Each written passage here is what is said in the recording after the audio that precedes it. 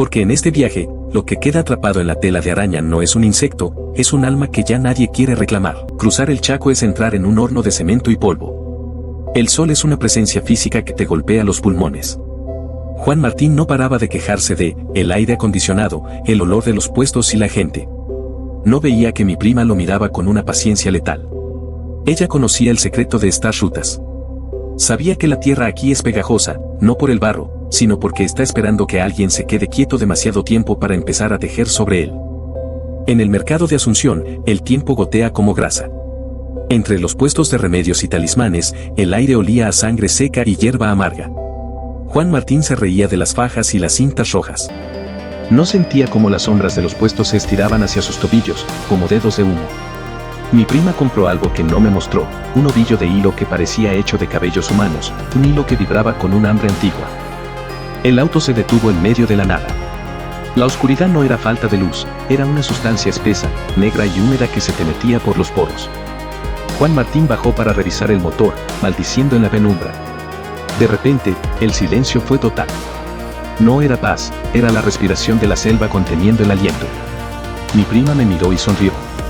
Una sonrisa blanca, perfecta, la sonrisa de alguien que acaba de soltar una carnada en un nido de depredadores. Cuando Juan Martín intentó volver al auto, sus pies no se movieron.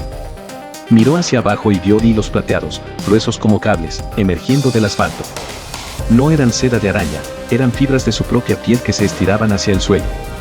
Sus nervios estaban saliendo por sus poros, conectándose con las raíces de los árboles.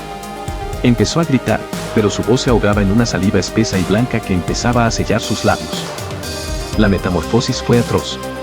Vimos cómo su cuerpo se arqueaba mientras cientos de hilos biológicos lo envolvían en un capullo de carne y seda. Sus ojos quedaron abiertos, fijos, mientras la red lo integraba al paisaje. Ya no era un hombre, era una extensión del sistema nervioso de la selva. Los hilos vibraban con cada uno de sus latidos, enviando su agonía directamente a las raíces de la tierra.